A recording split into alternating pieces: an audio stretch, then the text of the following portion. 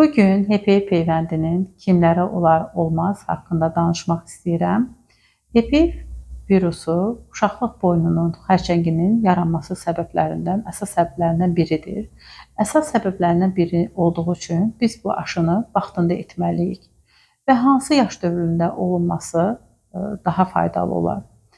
HPV peyvəndi 9-26 yaş aralığında qız və oğlan uşaqlarına cinsi ilişkiyə girməmişdən öncə vurulması tövsiyə olunur. 26-45 yaş aralığında cinsi ilişkiyə girmiş kişilərə də vurula bilər. Çünki hansı virusun hansısa bir növünə yoluxmaya bilərlər də.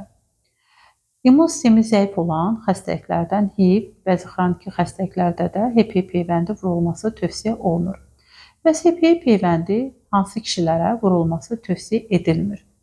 Hamiləlik dönəmində, çünki elmi bir araşdırma yox olmadığı üçün hamilələrə vurulmaq olmaz.